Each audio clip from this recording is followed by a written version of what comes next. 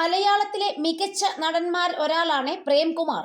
സീരിയലിലും സിനിമയിലും ഒരുപോലെ തിളങ്ങിയ പ്രേംകുമാർ നായകനായും സഹനടനായും പ്രേക്ഷക ശ്രദ്ധ നേടി. നിലവിൽ കേരള ചലച്ചിത്ര അക്കാദമിയുടെ ചെയർമാനായ പ്രേംകുമാർ വൈസ് ചെയർമാനായും പ്രവർത്തിച്ചിട്ടുണ്ട്. മലയാളത്തിലെ എക്കാലത്തെ മികച്ച നടന്മാരിൽ ഒരാളായ മാമുക്കോയെ കുറിച്ച് സംസാരിക്കുകയാണ് പ്രേംകുമാർ. നിരവധി സിനിമകളിൽ മാമുക്കോയ അഭിനയിച്ചിട്ടുണ്ടെന്നും എന്നാൽ അതിൽ ഭൂരിഭാഗം സിനിമകളിലും അദ്ദേഹത്തെ സ്ഥിരം മലബാർ ഭാഷ സംസാരിക്കുന്ന ഒരു ഹാസ്യ കഥാപാത്രമായി ഒതുക്കിക്കളഞ്ഞുവെന്നും പ്രേംകുമാർ പറയുന്നു.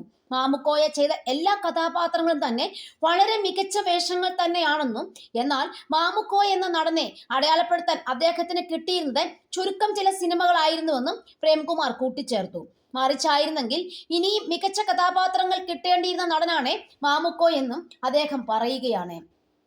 450-ലധികം സിനിമകളിൽ അഭിനയിച്ച ഒരു മനുഷ്യൻ, അതിൽ 440ഓളം സിനിമകളും അദ്ദേഹത്തിന്റെ സ്ഥിരം ടൈപ്പിലുള്ള മലബാറിലെ മുസ്ലിം ഭാഷ സംസാരിക്കുന്ന ഒരു തമാശ കഥാപാത്രത്തിലേക്ക് മാത്രം അദ്ദേഹത്തെ ചുരുക്കി കാണിക്കുകയാണ് ചെയ്തിട്ടുള്ളത്. മാമുക്കോയെ ചെയ്തിട്ടുള്ളതെല്ലാം നല്ല കഥാപാത്രങ്ങൾ തന്നെയാണ്. പക്ഷെ അദ്ദേഹത്തിനുള്ളിലെ നടനെ അടയാളപ്പെടുത്താൻ മാമുക്കോയ്ക്ക് കിട്ടിയിട്ടുള്ളത് വളരെ ചുരുക്കം സിനിമകളാണ്.